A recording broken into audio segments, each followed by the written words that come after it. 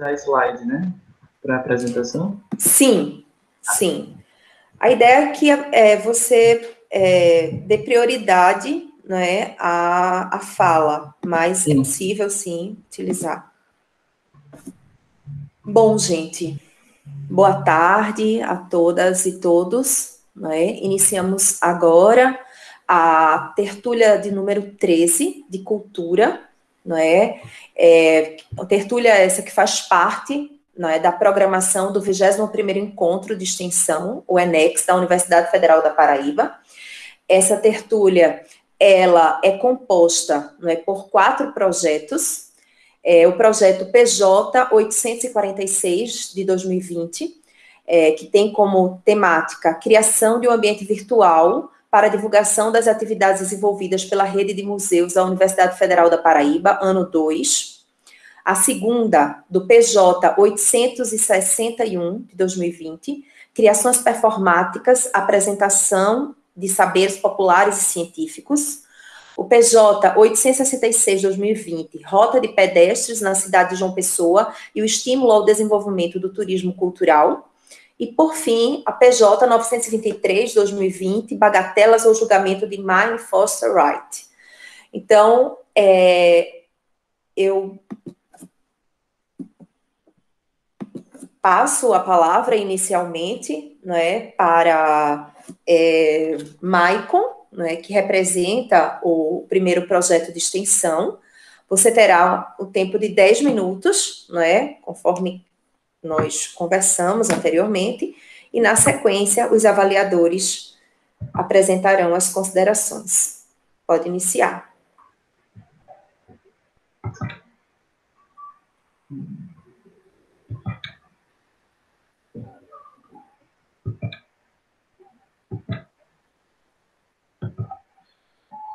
Boa tarde a todos.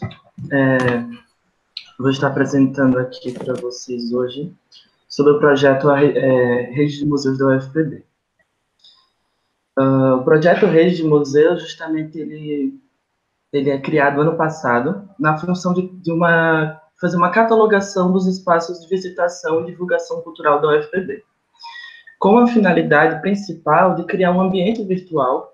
E esse ambiente justamente está divulgando e promovendo as ações desses espaços para toda a comunidade acadêmica e até o público em geral.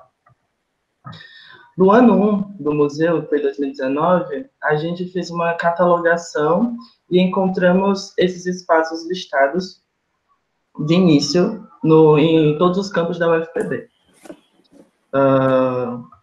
No ano 2, justamente, a gente fez uma nova pesquisa e foram encontrados mais novos espaços na UFPB, totalizando 11 espaços de divulgação cultural e museus existentes na UFPB.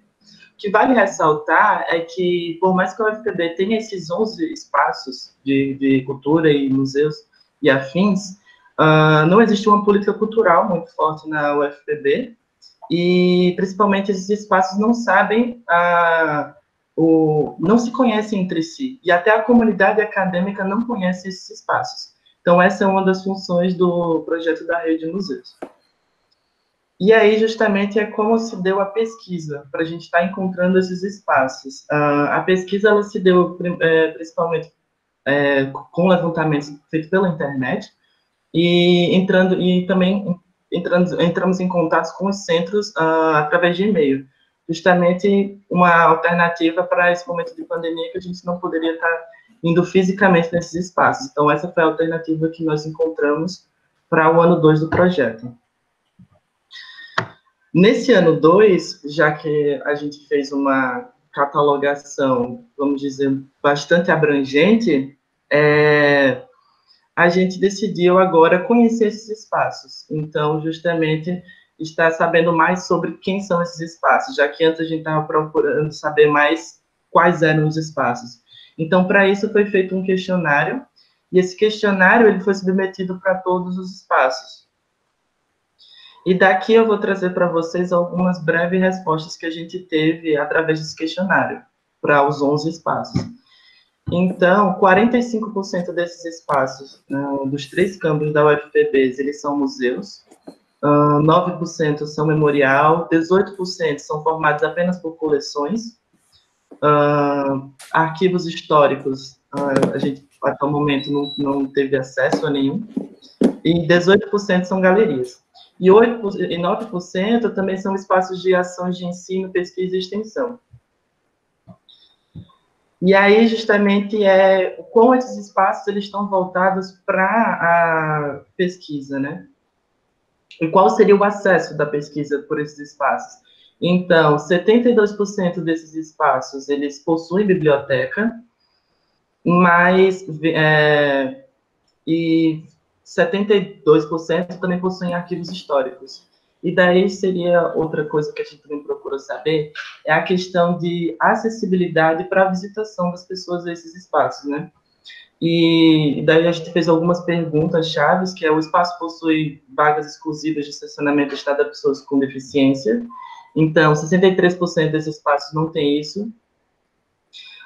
36 dos espaços também não têm acesso de rampa para pessoas com mobilidade reduzida. E outra coisa que também procuramos saber é sobre a sinalização em braille, do que possui através desses espaços. 90% deles não possuem a sinalização em braille e 100% deles também não utilizam textos e etiquetas em braille.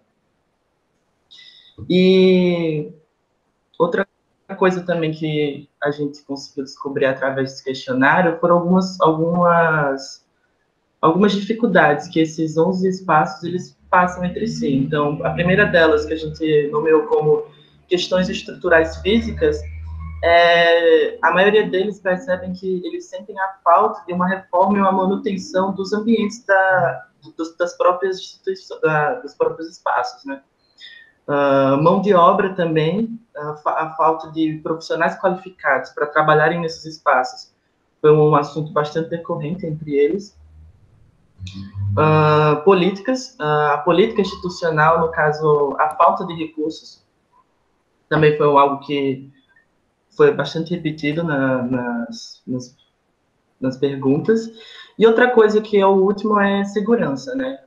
Todos eles falaram justamente sobre a falta de seguranças que tem com esse acervo e com esses ambientes, e principalmente o risco de segurança e até a falta de segurança física. Vários desses espaços, eles ficam abertos, não tem segurança, pelo menos um segurança, ou uma câmera.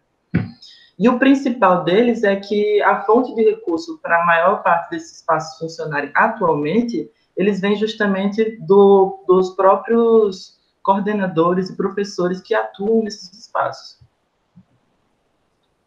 E daí, justamente, a gente perguntou algumas sugestões em que eles poderiam colaborar, em que a gente poderia colaborar para estar melhorando o funcionamento desses espaços, que é uma função também da rede de museus, não só divulgar, mas também auxiliar e tentar ajudar o melhor funcionamento desses espaços.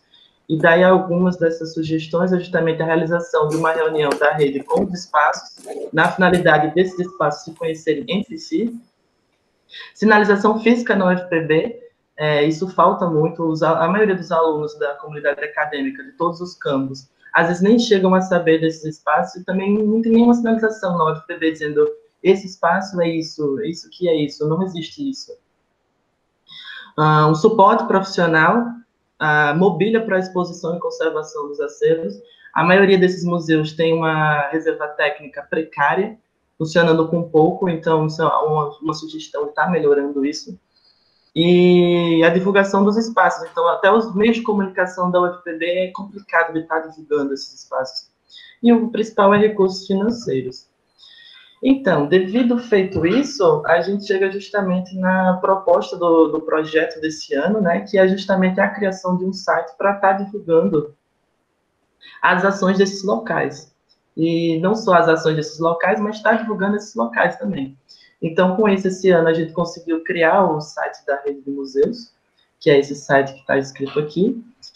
E aqui eu trago uns breves prints de como está sendo o site. O site ainda está em construção, a intenção é que até final de dezembro ele esteja terminado totalmente. Mas aí o site, a gente inicia no site com um breve resumo do que é o projeto, uma breve apresentação do que seria o projeto, e do lado esquerdo a gente vai começar a colocar justamente os espaços que já catalogamos até atualmente. E daqui o primeiro espaço catalogado é o núcleo, e daqui eu trago pelo menos meio o formato de como isso está disposto no site, que é justamente uma breve história sobre o que é o núcleo de pesquisa. E não só isso, mas também coisas básicas que a gente não tem acesso, por incrível que pareça, que é justamente o endereço desse local, telefone, site do local, ano de criação, qual é a categoria do espaço, a tipologia do acervo, e aí o contato do responsável é imediato, e o primordial é justamente estar trazendo esse público fora da UFPB para estar conhecendo esses espaços. Então, justamente, a gente está disponibilizando sobre a visitação do público, se precisa de um agendamento, se o museu possui uma visita guiada, e se ele possui uma visita guiada e um agendamento, qual seria o contato que essa pessoa precisaria ter para estar justamente entrando nesse espaço. E, por último, também a gente disponibiliza um pequeno resumo para o pesquisador, né? Alguns espaços eles são importantíssimos para a pesquisa, então a gente já meio que resume isso no site também, se possui biblioteca, se possui acesso ao público à biblioteca, se possui arquivo, enfim. É isto. Obrigada, Maicon. Então, na sequência, os professores, fiquem à vontade. Quem quer começar? Lió, Sérgio.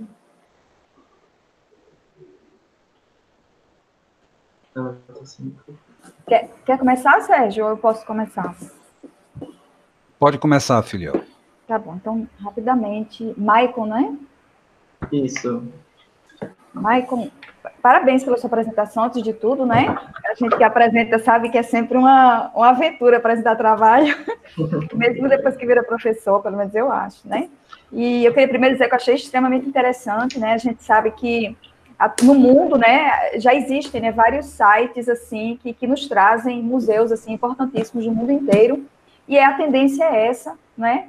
E eu não gosto de comparar, dizer, mas não é como se a gente estivesse lá. Por experiência própria, muitas vezes eu estive mais envolvida numa exposição que eu vi na internet, no museu, do que quando eu estive lá realmente, né? É muita questão da disposição da pessoa que está vendo a obra. Então, eu achei já a iniciativa extremamente interessante e importante, ainda mais em João Pessoa, que a gente, às vezes, não encontra as coisas, né? Não é só isso, não. A gente não encontra nada. E quando encontra, não sabe a hora, não sabe o dia que está aberto, não sabe se está aberto. Você fica perdido. É incrível, né? Então, assim, altamente louvável aí a iniciativa. Só uma dúvida, são espaços ligados ao UFPB, não é isso? São espaços da UFPB, são museus da UFPB. Só para tirar a dúvida. E eu achei interessante, e eu queria dizer o seguinte, a minha dúvida era se vocês iam fazer um site, mas vocês já estão fazendo o site, né?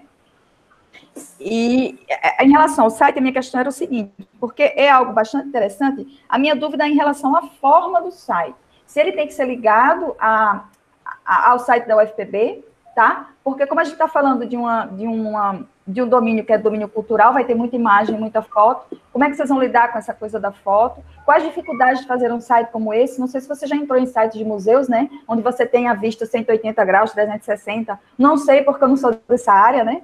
Mas que é muito interessante ter muita imagem e que seja atrativo e menos texto. Minha dúvida, na verdade, é como é que vocês estão pensando essa forma desse site, porque eu entendi bem a tua apresentação, aí fiquei curiosa, apenas curiosa em relação a isso, porque eu sei que também, às vezes, é muito difícil, né, a gente fazer esse trabalho que é profissional, né, de um site desse especializado, mas eu fiquei com essa dúvida, e de resto, muito bem apresentado, muito organizado, tá? Vou até dar uns conselhos para as minhas alunas que vão apresentar amanhã, olha, façam como o Maicon, façam assim, porque foi bastante claro, ok? Obrigada e parabéns, era só isso.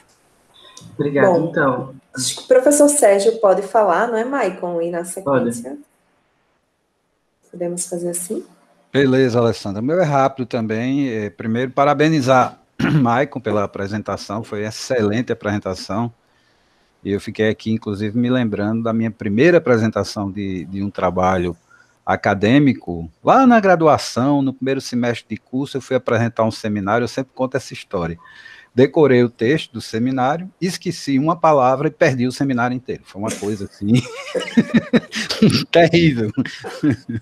Mas eu tenho uma preocupação como professor de história, não é, que eu sou aqui no CCHSA, no Colégio Agrícola Vidal de Negreiros, que é uma preocupação com o tratamento que é dado em relação à questão da preservação da memória, não é, entrando nisso também os aspectos museológicos, né?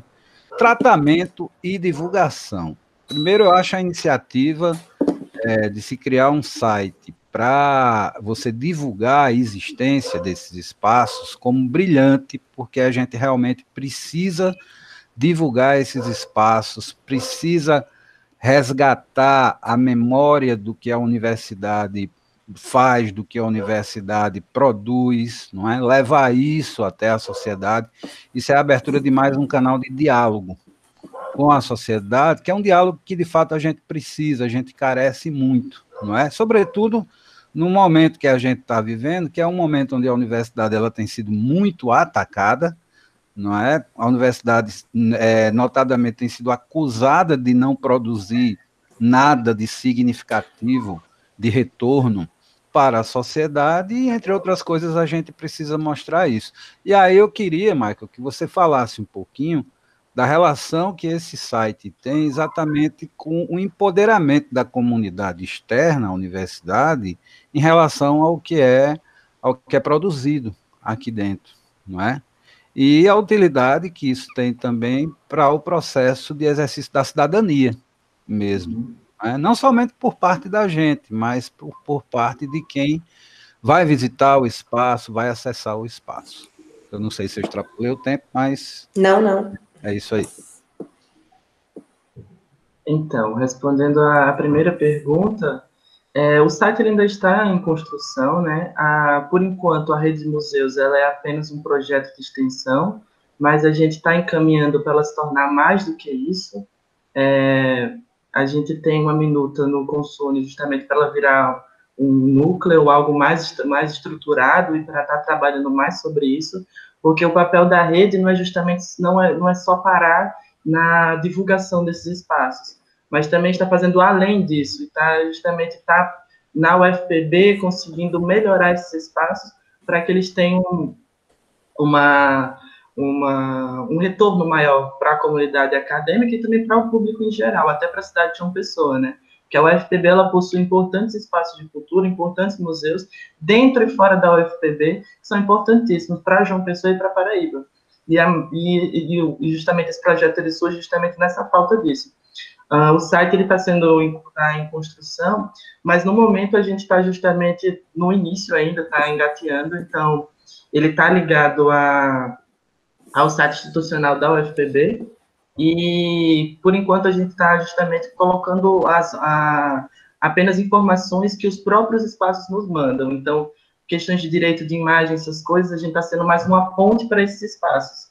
Então, você entra lá e você vai querer saber mais sobre aquele espaço, a gente não vai estar dizendo tudo sobre ele, a gente vai estar dizendo, olha, se você quiser, tá aqui um resumo, se quiserem saber mais, entre no site da própria instituição, né? E daí, posteriormente, a gente vai ver como ele vai se encaminhando para melhorar isso.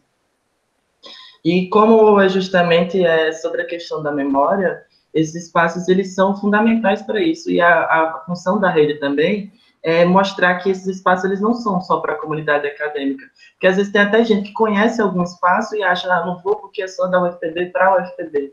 E a rede justamente está querendo mudar isso para trazer pessoas de fora, turistas, essas coisas, e está melhorando o funcionamento desses locais. Não sei se eu respondi, mas foi isso. Parabéns, Maicon. Obrigada, professor Sérgio, professora Filió. Então, a gente dá continuidade, né, com a apresentação do próximo projeto, que tem como temática criações performáticas, aproximação de saberes populares e científicos. São os alunos Thales e Meire, né, que estão responsáveis pela apresentação. Então, fiquem à vontade.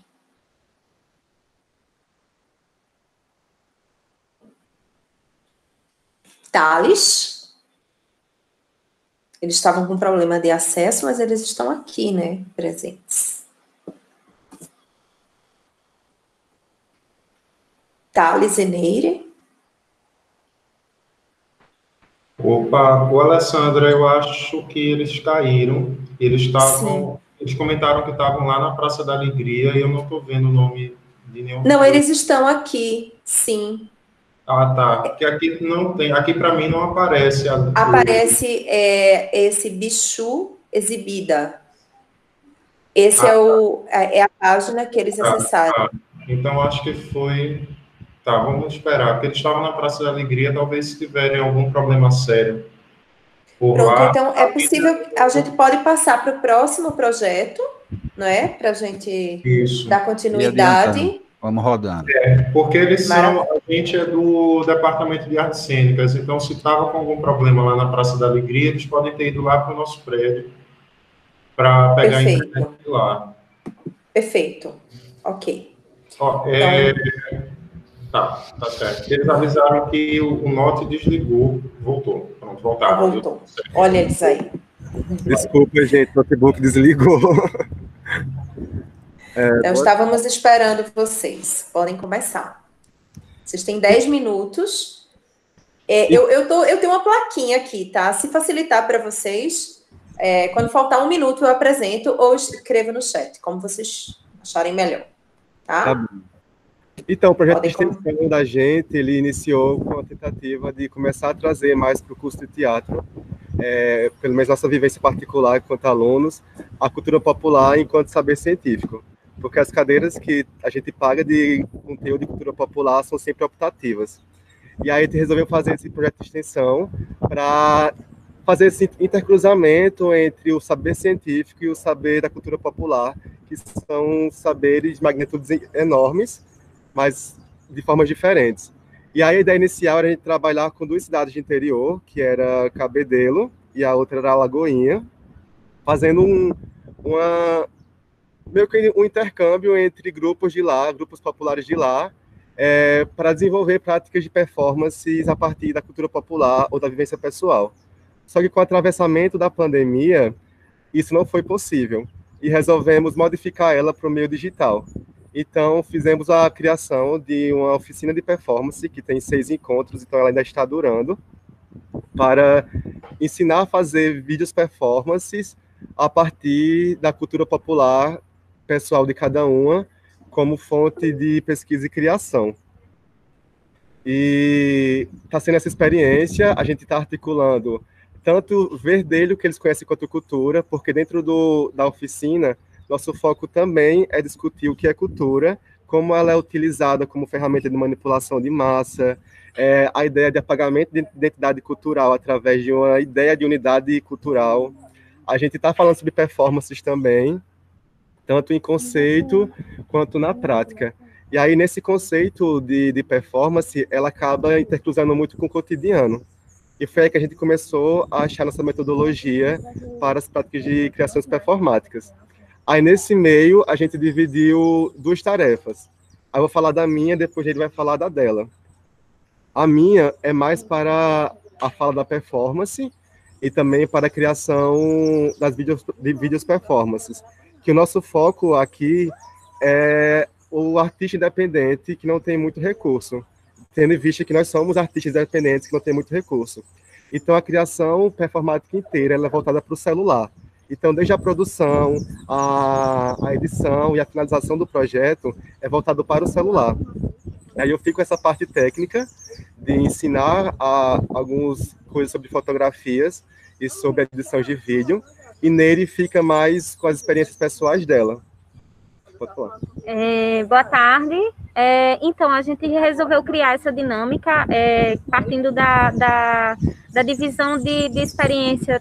Thales ficou mais voltado para a questão da cultura popular de rua, falar um pouco, a gente iniciou esse processo a partir da exposição, né, sobre cultura popular de rua e cultura popular tradicional. Né, diante da minha vivência com a cultura popular tradicional, já fiz parte de alguns grupos, então fiquei responsável mais pelo trabalho de corpo, né, a partir de jogos teatrais que são desenvolvidos com essas pessoas que estão participando das nossas oficinas. Como o Thales falou, é dividido num sequencial construtivo de 6 oficinas, onde a gente pretende culminar na criação de vídeo performance por parte das pessoas que estão participando dessa oficina junto com a gente, e aí a gente dividiu essas oficinas em parte teórica e parte prática. A parte teórica a gente trata acerca dessas temáticas, acerca de cultura popular, acerca de fotografia, edição de vídeo, acerca da dificuldade individual de cada participante diante do processo de pandemia e do que a gente conseguiu verificar, inclusive através até das aulas da universidade, né, a quantidade de pessoas que tiveram dificuldade de estar presente por conta da falta de recursos. Então, pensando nisso, a gente pensou em encontrar meios para que esses artistas independentes conseguissem produzir para que fosse publicado no meio que está sendo mais utilizado, que é o meio online. Então, a gente faz essa preparação desde o corpo até a criação, fala sobre a performance, até a edição de fotografia, vídeo e criação da performance com o uso de vídeo, sonoplastia e corpo e fotografia.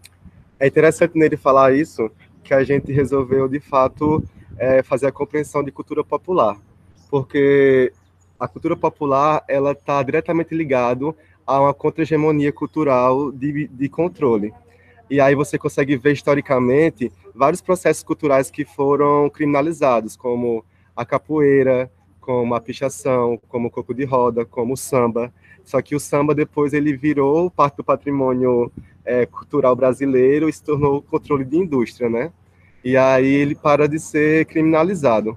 E aí, dentro dessas esferas, a gente consegue refletir a cultura popular tradicional, que é o coco, que é a ciranda, que é o cavalo marinho, e a cultura popular urbana, que são as manifestações que estão acontecendo no meio urbano, como a pichação, como performance de intervenções urbanas, como a laúça, como diversas manifestações interculturais.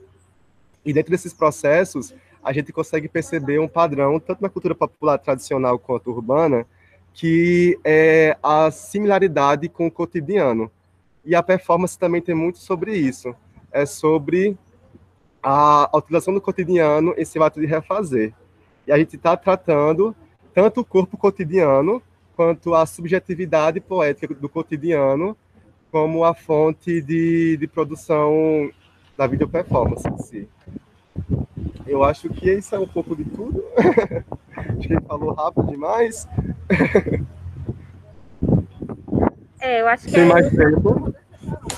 Sim, vocês usaram 6 minutos do tempo, dos 10. Se quiserem falar mais alguma coisa. A gente criou, inicialmente, um questionário através do Google Forms, no processo de inscrição das pessoas interessadas. E aí, nesse questionário, a gente colocou algumas perguntas que para poder identificar qual era o contato dessas pessoas que estavam chegando para a gente com esse tipo de cultura, para que a gente pudesse explorar de certo modo, a palavra não é explorar, é que a gente pudesse aproveitar de certo modo o conhecimento prévio dessas pessoas acerca dessas culturas, para poder desenvolver essas performances, trazendo já dessas referências que eles tinham e buscando fazer essa troca de saberes populares e científicos. Vai ter que desligar o computador rapidinho, gente, porque tá chovendo, só um minuto. Parece que dá pra gente correr, né? Dá não, porque vai desligar.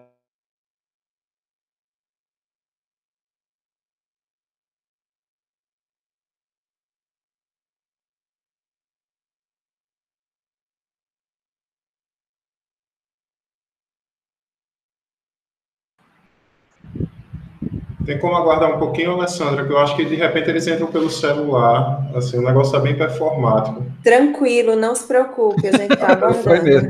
Tanto performático quanto projeto. A imagem, inclusive, está salva. Tá, então tá tranquilo.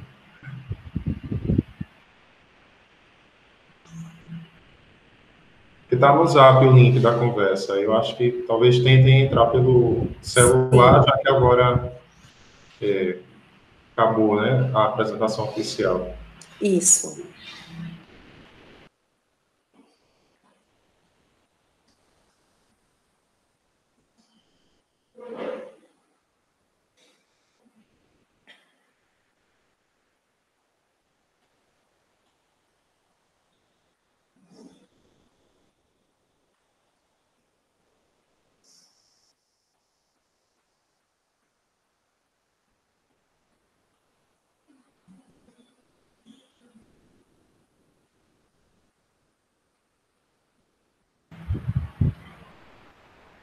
Ó, eles comentaram que estão pedindo para entrar na chamada.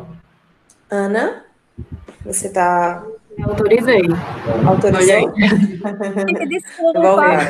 Gente, foi a gente estava na chuva, ia molhar o notebook, perdão. Então, é dessas dificuldades que a gente também está falando no nosso projeto. Que, inclusive, então, assim, nesse questionário que a gente apresentou para eles, eles expuseram um pouco desse conhecimento, né? E aí a gente começou a tentar fazer uma troca de aproveitar esse conhecimento prévio deles, tentar apresentar técnicas de jogos teatrais, que é justamente essa questão mais científica, mais acadêmica, tentar fazer essa troca para a construção dessa performance. A gente teve 18 inscritos inicialmente, começamos as nossas oficinas, fizemos a quarta, no último sábado, estão acontecendo todos os sábados, às 3h30 da tarde, e fizemos a quarta oficina, estão faltando 2 para poder finalizar esse processo de 6. É um processo construtivo, então a cada oficina a gente dá indicações, inclusive para atividades que são feitas de forma assíncrona, né? Eles fazem atividades, desenvolvem aquilo que foi dado na oficina durante a semana, enviam para a gente e a gente dá continuidade na próxima oficina. E aí a gente sentiu um pouco de dificuldade com relação a justamente o que a gente estava propondo. Algumas pessoas se queixaram da questão da internet, a gente teve dificuldade com queda de internet. Alguns participantes não puderam mais participar por conta de questão de horário de trabalho, porque foram obrigados a iniciar trabalho durante esse processo de pandemia e não tiveram mais como participar. Mas tivemos um alcance de outros estados, né? Temos pessoas participando de Recife, Sergipe, São Paulo. Sim. O Ilha de São Paulo. E aí algumas pessoas iniciaram o processo com a gente, não continuaram, outras entraram um pouco depois do processo já iniciado, né? No momento, quando a gente concluiu a terceira oficina, a partir da quarta, a gente já fechou, né, para que não entrassem, já que era um processo de construção, para a gente não pegar pessoas que não tivessem pegado esse início, né, do processo de desenvolvimento e acabar se perdendo pelo caminho. Acho que é basicamente isso. Obrigada, Neire e Thales. Eu me sinto alimentada hoje à tarde pela resistência de vocês. Estou muito emocionada. E passo a palavra aos professores. Eu não consigo ver ninguém chorando. Você quer começar, Felipe? Deixa eu falar agora. Vou fazer perguntas. Então, eu vou fazer aqui 2 colocações bem rápidas. Primeiro, eu quero parabenizar o grupo de extensão pelo projeto. Tenho certeza que esse debate sobre que busca promover essa contra-resistência, né, essa resistência cultural, contra essa hegemonia cultural sob a qual a gente vive, de certa forma, oprimido mesmo nessa sociedade, ele é fundamental. Eu que trabalho com cinema em sala de aula e coordeno também projeto de extensão, onde a gente discute a relação do cinema com a história, e, sobretudo, do cinema tentando usar o cinema como uma ferramenta que busca aperfeiçoar, digamos assim, a consciência histórica das pessoas, não é? Eu acredito que qualquer iniciativa que a gente tenha hoje com o objetivo, exatamente, de buscar promover o esclarecimento que se contraponha a esse domínio, a essa hegemonia da indústria cultural sobre a sociedade na qual a gente vive, ela é extremamente válida. Ela, por si só, já é uma ação que promove cidadania, não é? Porque exatamente busca a formação do cidadão mais crítico mesmo, não é? E também é uma ação que vai exatamente promover, empoderar as pessoas no sentido de que essas pessoas elas possam terem uma visão mais crítica acerca do cotidiano no qual elas estão inseridas. Então, isso, para mim, assim, é um elemento fundamental que está presente no projeto. Tem uma coisa que foi colocado aqui, que eu queria que vocês especificassem um pouco mais, que é exatamente esse aproveitamento que vocês fazem dos saberes das pessoas que respondem aos questionários. Salvo me engano, isso foi colocado pelos dois, não é? Então, como se dá esse processo de aproveitamento dos saberes? Não é? Vocês recolhem as informações e planejam as atividades síncronas com base nessas informações e no diálogo que pode haver entre essas informações e o marco teórico, por exemplo, do projeto, seria isso? Sim. Então, a gente fez alguns estudos sobre o assunto e a gente chegou... Licença, aí, como é que eu já fazer agora? A gente, na verdade, os professores estão fazendo as colocações e, na sequência, vocês respondem em bloco. Pode ser? Bom, minha pergunta seria essa. Vou passar para a Filiol, então. Tá. Desculpa, eu já ia atropelando. Obrigada. Então, rapidinho também, parabenizar vocês, né? Foi um excelente trabalho. Acho que não só a iniciativa, mas o fato de vocês terem continuado durante a pandemia, porque a gente sabe que não tem sido fácil, né? Eu também tenho um projeto que teve que se adaptar, também tem um projeto que teve que se adaptar e a gente sabe como é que é. E em relação ao projeto em si, né? Eu acho muito interessante, eu acho, na verdade, uma delícia, porque um projeto assim, ele é uma janela, sabe? Eu vejo esses projetos nesse sentido, nessa área, como uma janela para as pessoas, por dois motivos. Primeiro, porque vocês estão, como vocês falaram, né, trazendo para as pessoas uma técnica, porque muitas vezes a pessoa, ele é um artista, tá? E ele não consegue se expressar porque ele não sabe como. Né? Parece bobo isso, que a gente pensa que um artista ele já vai começar a fazer as coisas, mas às vezes a pessoa é um artista, ela não sabe como usar um celular, não sabe como usar por exemplo, no caso de vocês, o celular para fazer arte, e de repente vocês estão ajudando essas pessoas a transmitir esse conhecimento, que tem que ser transmitido, porque às vezes a pessoa sozinha ela não consegue, tá? E também é importante para aqueles que, na verdade, digamos, se a gente for pensar, não vai entrar na questão do conceito de artista, né? Mas a arte é importante para todos, mas a gente sabe que tem pessoas que realmente têm um talento. Eu mesma não tenho, minha musa nasceu morta, eu não sou artista. Mas, por exemplo, eu toco um pouco de violão, é aquele prazer da arte, né? Que a gente tem no dia a dia. De repente, essas pessoas, isso também é uma janela para isso. E o trabalho com o corpo, né? Que a Neire disse que faz, que deveria todo mundo fazer. Todo mundo iria fazer esse trabalho com o corpo, né? Desde a escola, porque a gente, às vezes, acaba deixando de lado. Não, mas eu não sou dessa área. Não é questão de área, né? É uma questão de ser humano. E essa é a parte né, do meu comentário. Minha dúvida, né, para completar aí a pergunta do professor, muito pertinente também, eu fiquei curiosa em relação a exatamente esse público, né? Vocês disseram que tiveram 18 inscritos, de várias partes do Brasil, e essa é uma experiência interessante do nosso projeto, né, porque aparece gente do Brasil inteiro, é muito engraçado. E a minha dúvida é, se muita gente, quantas pessoas ficaram, porque a gente tem esse problema de evasão na universidade, então eu fiquei curiosa, né, porque realmente é um momento muito problemático, e, na verdade, se vocês têm um perfil desse público, se eles já trabalhavam com arte, por que eles estão, não sei se vocês chegaram a perguntar isso, então, curiosidade minha, fiquei muito curiosa de saber qual o perfil dessas pessoas que estão fazendo esse trabalho, que é tão interessante. Só isso. Obrigada. Bom, então, Neire e Thales, fiquem à vontade. Vocês têm 5 minutos. Tá bem. Na do professor Sérgio, ele fala sobre a questão da troca cultural, se foi que eu entendi, certo? E aí, a gente fez uns estudos antes de iniciar esse processo e começou a perceber intercruzamentos em várias linguagens diferentes em relação ao que é cultura e a manifestação cultural. E aí, a gente acabou tendo um padrão, por exemplo, na sociologia, que Robert Elias acaba tratando o ato de reprodução do corpo, que aí isso é algo que todos nós estamos impostos, que é o corpo cultural. E a nossa subjetividade, ela está diretamente ligada ao nosso meio social. E aí o Robert Elias vai chamar isso de hábitos, o Brecht vai chamar isso de quê? De gesto social. E aí a gente começa a perceber que de fato, a manifestação cultural de cada pessoa está diretamente ligado ao lugar em que ela está inserida socialmente. E na oficina, a gente percebe isso nos corpos. cada corpo ele se manifesta de forma diferente, tem uma linguagem subjetiva diferente, porque a pessoa inteira é uma carga de subjetividade que dá através da comunicação social.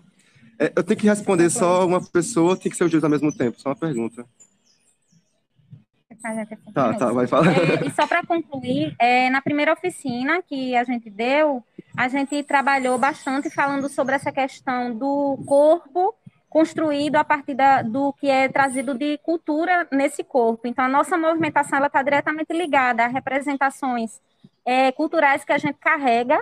Então, assim, temos muitos gestos que são descendência de movimentações indígenas, de movimentações negras, que são características, inclusive, de representações culturais. Então, a gente também falou sobre isso, foi a primeira oficina que a gente deu sobre corpo. A gente tentou deixar claro e falar para que eles começassem a se perceber e perceber aquilo que eles faziam no dia a dia, que também está interligado a essas manifestações culturais, né, como o coco de roda, como o maracatu, como o maculelê, como a capoeira, o porquê que na capoeira tem a mão no chão, o porquê que em algumas representações de danças peias a pessoa tem o perfil mais ereto. Então, a gente fez todo esse questionamento para poder começar a desenvolver o corpo deles enquanto performance, enquanto ligação à cultura inserido nesse projeto. Sim, inclusive, uma coisa que a professora Filho, Filho, né? Filho. Falou muito interessante sobre nascer com o dom. E aí a gente chega na conclusão que o dom não existe. Todos nós somos capazes de fazer a manifestação artística. A diferença é como isso foi projetado para nós, porque a gente não pode acabar esquecendo que nós somos um país colonizado, teve um processo de colonização, inclusive da linguagem. Então, o que a gente entende sobre arte é a arte que foi exportada pelo Ocidente, sendo que os grupos sociais no mundo inteiro têm manifestações artísticas, só não dão o nome de arte, mas ainda assim é arte. E dentro dessas questões inteiras, que você também perguntou, que era como foi não sei se foi a senhora ou o Sérgio, que perguntou como foi a pergunta. No questionário, a gente colocou para as pessoas qual manifestação cultural ela participava. Algumas pessoas falaram que não tinham conhecimento nenhum, mas na verdade tinham. É porque existe muita ideia do que é as coisas, né? Tipo, é muita definição e pouca compreensão de fato. A outra pergunta que a senhora fez foi sobre o número de evasão. A gente iniciou com 18 inscritos, aí no primeiro encontro tivemos 7, e aí com o decorrer dos encontros ficou 5, e agora estamos com 3 fixos para finalizar o projeto. Que infelizmente, por ser no sábado à tarde, por estar em momento de pandemia e por ser um encontro que necessite corriqueiramente, acabou tendo uma evasão. E só para concluir, o perfil que ela perguntou, a gente teve tanto pessoas que já tinham contato com a cultura, estudantes de teatro, como pessoas que simplesmente se interessaram pelo fato de conseguir ter o conhecimento acerca da criação da video performance e acharam interessante a questão sobre falar dessa troca de culturas, conhecer e ter a experiência de trocar, inclusive, com pessoas de outros estados. Porque aí a gente também teve essa vantagem. Tem uma menina que é de Pernambuco que tem um contato direto com o frevo. Tem a outra de Sergipe que já não tem tanto contato com o frevo, mas conhece um pouquinho mais de maracatu. A gente aqui na Paraíba tem a capoeira, tem um coco de roda. Então, a gente conversa também sobre essas trocas. É interessante isso falar, mas eu esqueci. Acho que é isso. E aí a gente aproveitou para fazer essa troca das vivências e falar também sobre isso, como tem essa conversa, esse diálogo, né? A gente tem a parte teórica, prática e também a discussão final. Em cada oficina, eles fazem a análise, né, do aproveitamento, das dificuldades, enfim. Acho que é isso. Obrigada, gente. Vocês me emocionaram, viu? Fiquei toda comovida aqui. Eu acho que é olhar para vocês aí na universidade, eu aqui isolada, fiquei muito emocionada. E por tudo isso, né, que estamos vivendo. Bom, então, na sequência, nós temos uma terceira apresentação, né, do PJ 866, Rota de Pedestres na cidade de João Pessoa e o estímulo ao desenvolvimento do turismo cultural. Nós temos Priscila e Elane, que são as extensionistas que irão apresentar. Fique à vontade, Elane. Boa tarde a todos e todas.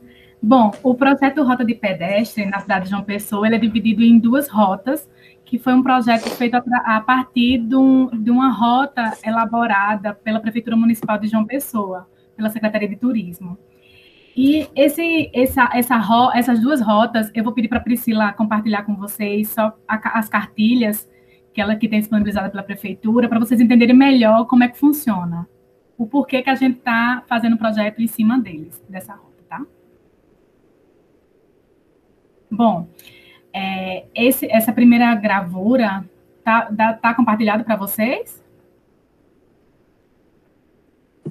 Não está aparecendo. Agora sim. Bom, a rota de pedestre é uma rota elaborada, é um caminho que é elaborado previamente para que as pessoas possam fazer uma vivência cultural, uma vivência natural, uma vivência turística a pé, por uma cidade ou por uma localidade que possa ver monumentos históricos, né, e toda a história de uma cidade ou de uma determinada localidade. E aí, a João Pessoa tem essas rotas, que são pouco divulgadas, mas são rotas, nessa cartilha aí, que são roteiros para pedestre, no Centro Histórico de João Pessoa, é uma cartilha antiga, foi a primeira cartilha feita pela Prefeitura, onde tem as 2 rotas, a lilás é Cidade Alta e a vermelhinha é a Cidade Baixa. Então, você podia pegar e fazer uma dessas rotas, ou as 2 rotas, e elas, em certo ponto, elas se cruzam. Só que a Prefeitura alterou essa rota, modificando o tamanho do trajeto. Por favor, Priscila, passa. E aí, essa é a nova cartilha, que ainda não tá disponibilizada de forma virtual, onde os trechinhos da Cidade Baixa ficou lá embaixo, lá pequenininho de azul, né? Não sei se dá para ver lá no alto do lado esquerdo, e a rota da Cidade Alta que ficou nessa parte alaranjada. Obrigada, Priscila. E a partir daí, foi que a gente fez esse projeto em cima dessa rota. Com que intuito? Qual o objetivo desse projeto? O objetivo é orientar e capacitar os comerciantes, os pequenos empreendedores, os empresários que atuam nessa localidade, para atender melhor o turista, para que haja uma melhor prestação de serviço.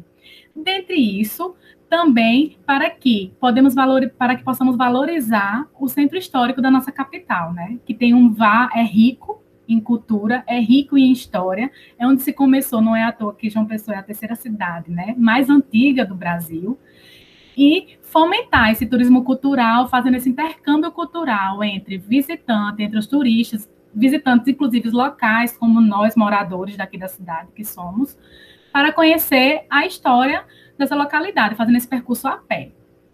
E aí, como é que vai ser essa forma de orientar e capacitar esses comerciantes?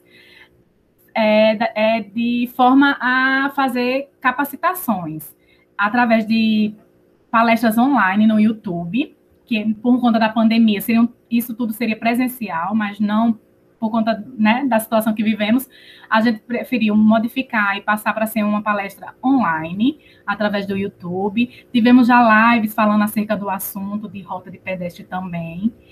E através da elaboração, que é o nosso objetivo final, que é elaborar uma cartilha, agora de forma online, e disponibilizar para esses comerciantes de meios de hospedagem, de restaurantes, de lojas de artesanato, para eles conhecerem melhor o porquê daquele turismo poder crescer, né, ser desenvolvido naquela região, já que a Prefeitura de João Pessoa e tanto o governo da Paraíba em si, eles voltam o turismo para as praias. E aí a gente está tentando resgatar essa história, essa memória, esse pertencimento, né, da história da nossa cidade.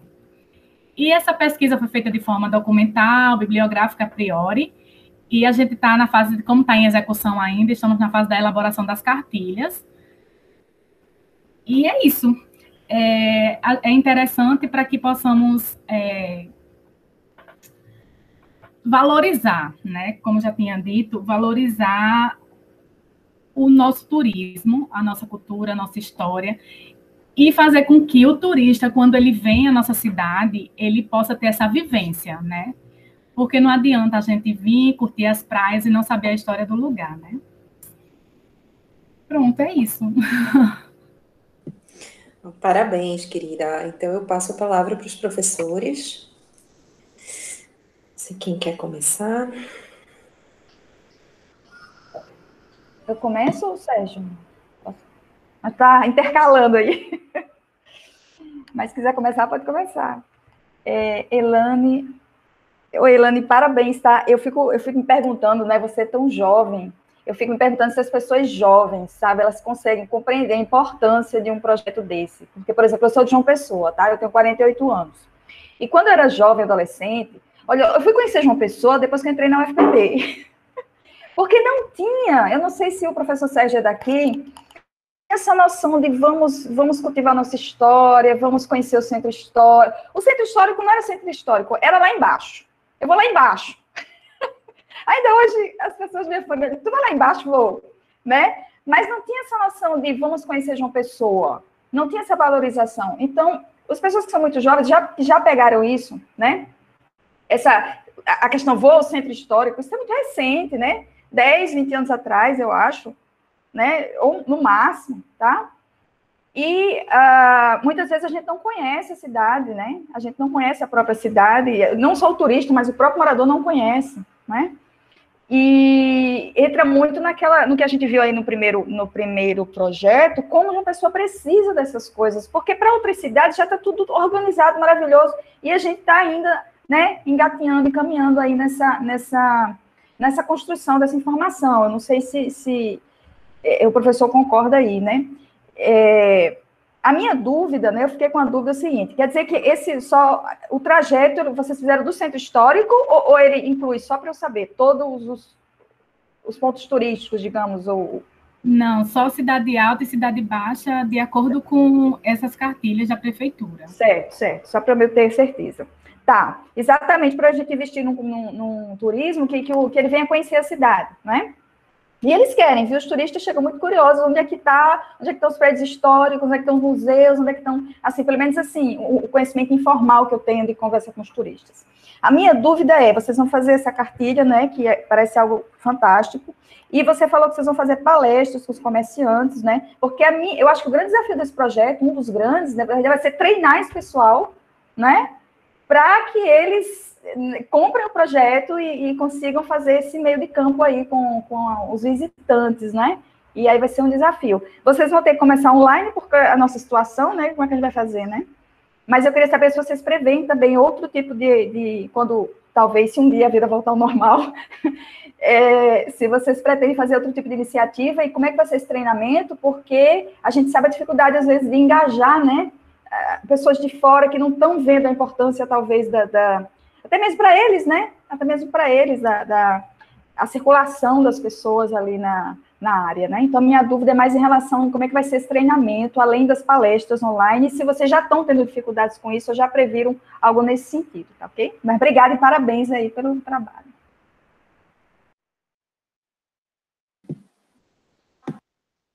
Bom, Elane, eu vou começar fazendo referência à época que eu morava aí, em João Pessoa. Atualmente eu moro em Bananeiras, né, que eu trabalho aqui no Campus 3, mas eu vou dizer o seguinte, no meu tempo, entendeu, que eu comecei a morar em 87, fiquei até 2003, não é? Eu cheguei aí em João Pessoa, não havia absolutamente nenhuma referência ao turismo cultural e, sobretudo, à preservação do patrimônio histórico da cidade. A prefeitura nem cartilha tinha para fazer esse tipo de orientação. Não é? Então, só o fato de a gente já ter uma cartilha da prefeitura já significa um avanço. A gente sabe que é um avanço muito pequeno, mas já significa um avanço em relação ao que era no período em que eu morei.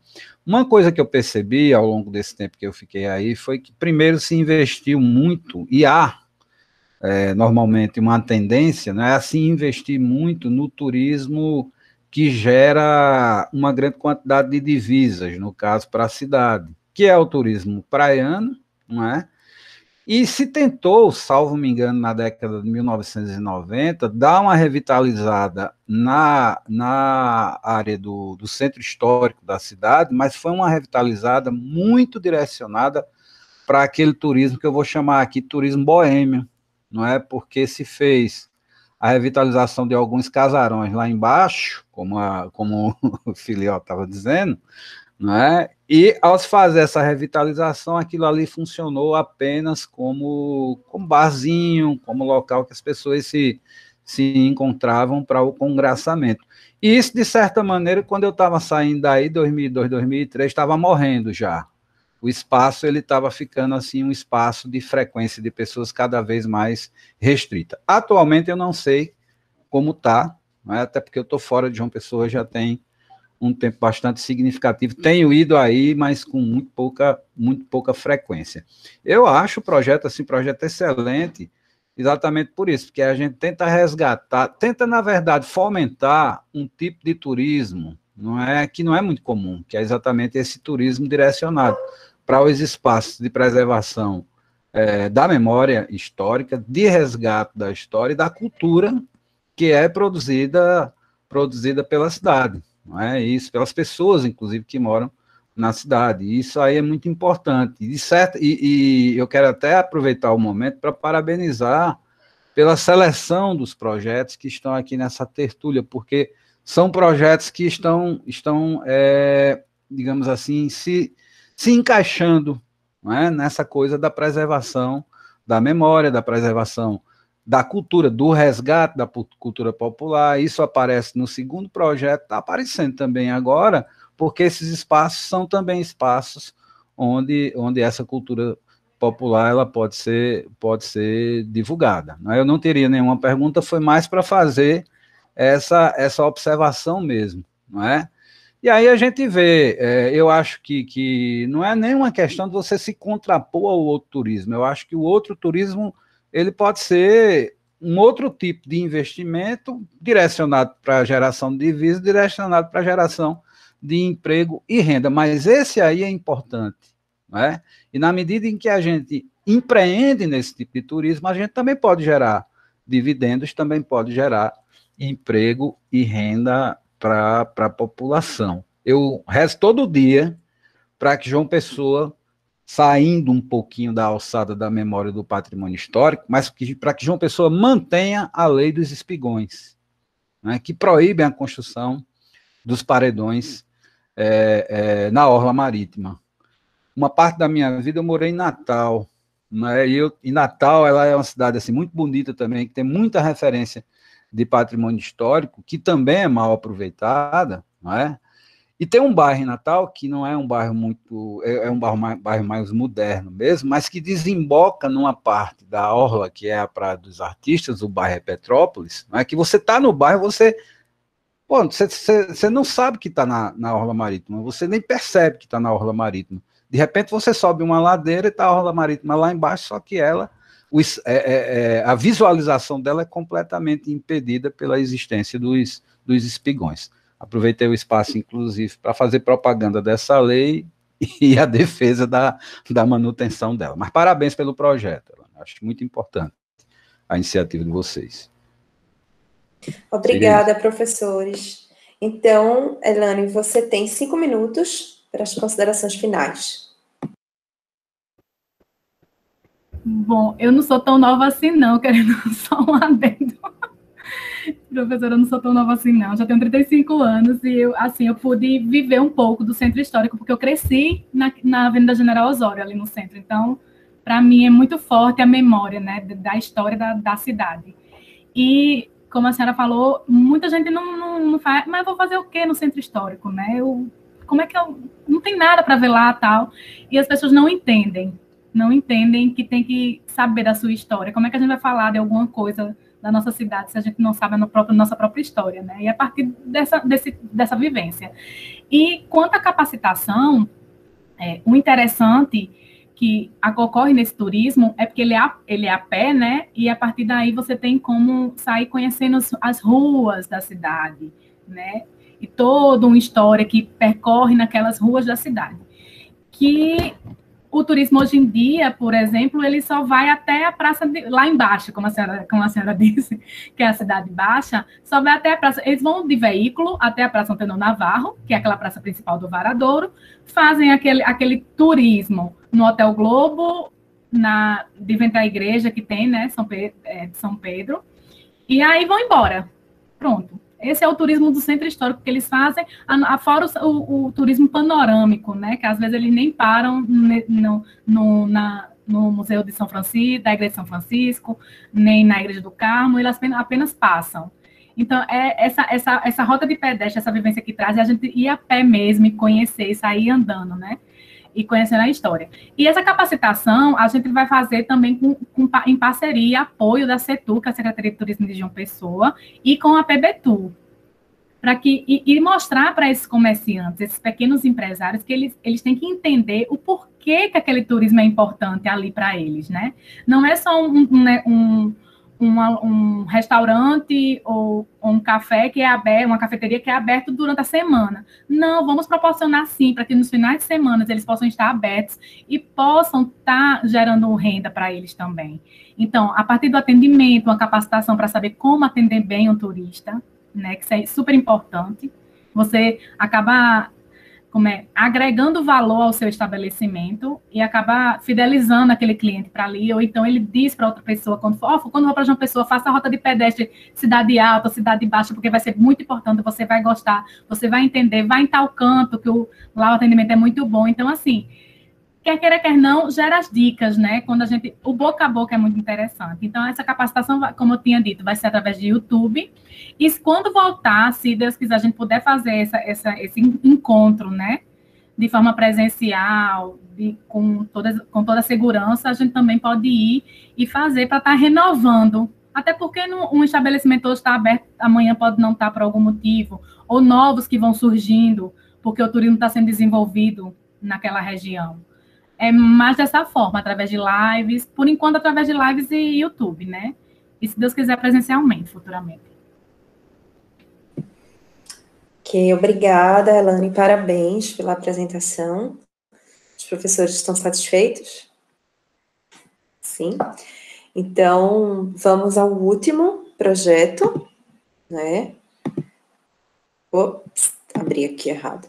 Então, nós temos o último projeto, o PJ 923, 2020, Bagatelas ou Julgamento de Mine Foster Wright. Tem algum representante desse projeto? Porque no início nós não tínhamos anotado aqui.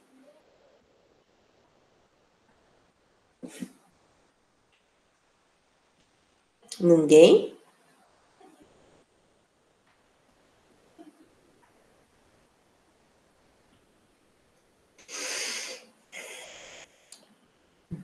Então, nós encerramos. É isso mesmo.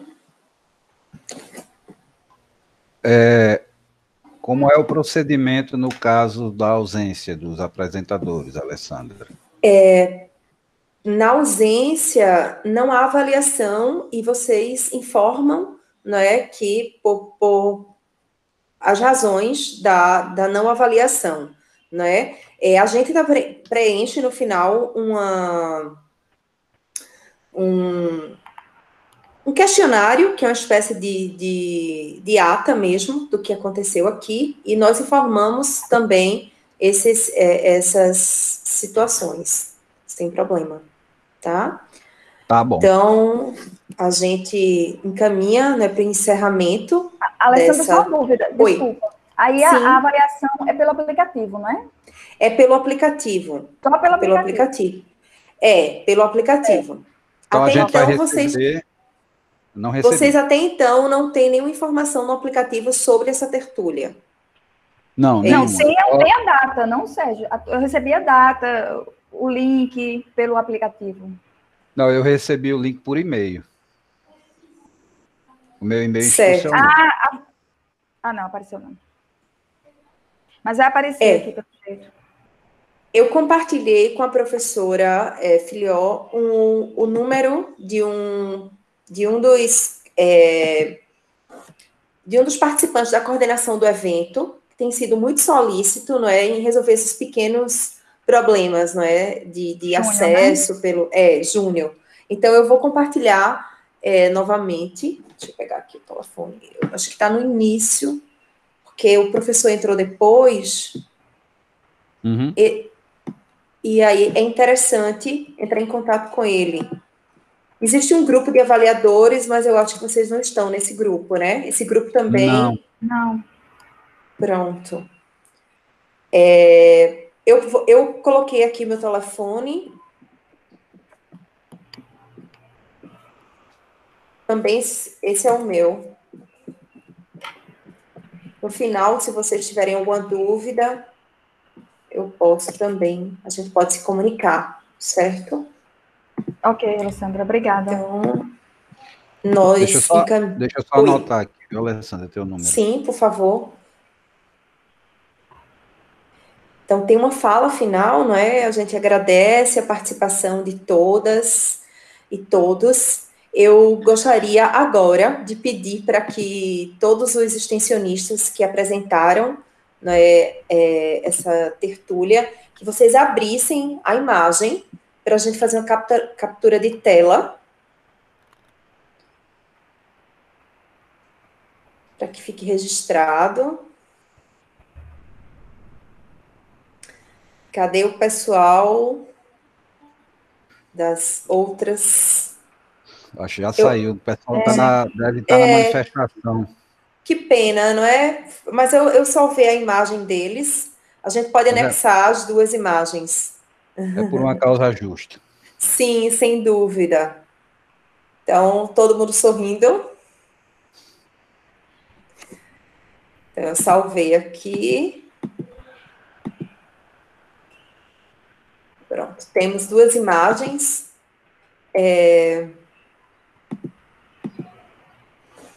Então, eu agradeço aos projetos, não é, aos alunos extensionistas que apresentaram de forma tão brilhante, não é, esses trabalhos, esses relatos de experiência nesse processo tão difícil, não é, que é o isolamento social.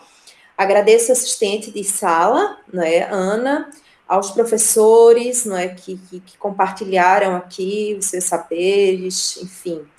Então, nós encerramos a tertúlia de número, agora fugiu, 13. Número 13? É tertúlia 13, né, de cultura. 13 de cultura, não é? Isso. Fugiu totalmente aqui. Então, encerramos essa tertúlia e agradecemos, não é, em nome da Pró-Reitoria de Extensão da Universidade Federal da Paraíba, não é, e damos por encerrada essa atividade de hoje. Eu fico na sala com a assistente, né, para a gente terminar e fazer os encaminhamentos do nosso trabalho de hoje. Então, espero encontrar vocês presencialmente em outra oportunidade.